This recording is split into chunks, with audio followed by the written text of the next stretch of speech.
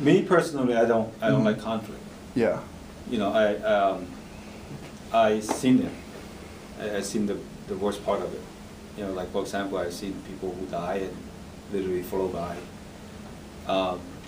I remember one evening or one night, we got woken up by all these gunshot, and I popped up and went to the window at my house to look towards those hills behind our house, where the post, well, the army post was on those hills, and I would see storms of bullets, because bullets grow at night.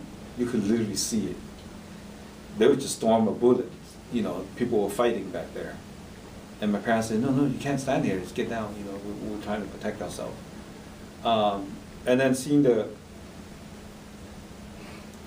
how it changed people's life, I didn't like that. You know, I didn't want it to be in the military. You know, I remember the recruiter come to the school and try to recruit you to join the service. I didn't want to be part of that. You know, my other, like two of my nephews actually joined. You know, one joined the U.S. Marine for 8 years, and the other joined U.S. Army for 6 years. In fact, they went to the Gulf War in the early 90s. Not too long after high school, both of my nephews went over there and fought. And they're both veterans. So they have a different perspective. For me in general, and for like I said, maybe for our older sibling, you know, we didn't like the conflict. Because we're not that nature of, you know, we need to fight for something. The other thing that I think that affected my family, and including myself, was we were always afraid of the authority figures. You know, when our government changed, we were kind of afraid of the new government.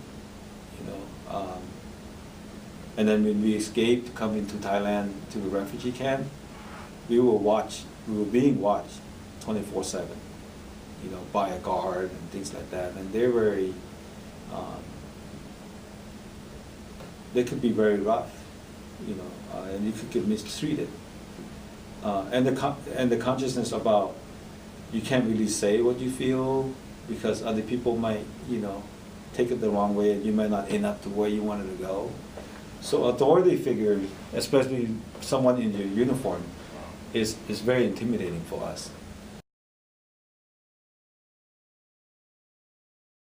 And it's very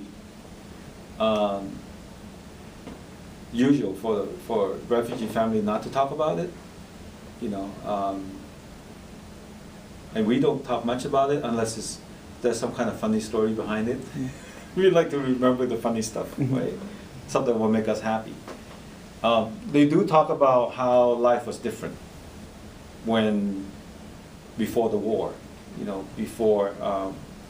When they were still owning business and be able to have the freedom to travel and, you know, to go to other country on vacations and things like that, versus where all the borders are closed, where you don't even get to communicate, you know, with your neighboring country, or even do exchange or business with, right? So that's a bit different. They do talk about the way we live our life differently.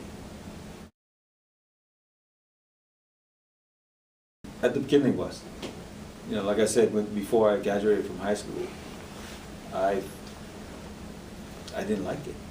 I didn't speak the language. I didn't feel that people wanted me here. Not just me, but my kind of people, the refugee, the Southeast Asian. You know, we didn't feel like we belong because others judge us. You know, I'm not saying everyone, but the little incident that happened to you made you remember.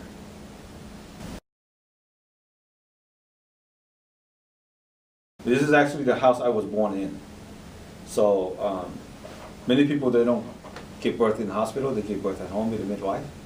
So I was actually born somewhere up here.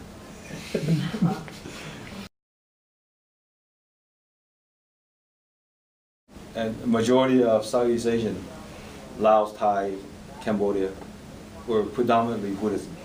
You know, we're practicing Buddhism. And we were sponsored by a church. So every Sunday we get picked up by a church van to go to church. And we were baptized. Sitting in the front row of a church, watching, you know, this whole ceremony thing, and we were being baptized, and I don't know why we get to do that. One other thing that I know in our own family, even though we were poor, with value, with currency, with money, with possession, we were never poor with love. You know, my parents always love us and support us and encourage us, like, we're gonna make it. And I think that that's probably one of the key factors for us to be able to make it, to have that hope, is that, you know, we're still family.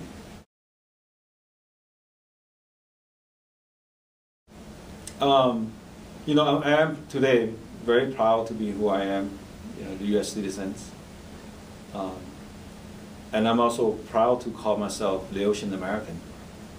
You know, no matter where I go or where I end up, that always will be part of me. In fact, you know, I went home with my son, who was born and raised here, to Laos in 2004, so that he could know and learn where his dad came from, where his ancestor came from. So I still always will have that tie. It's kind of a bittersweet kind of way,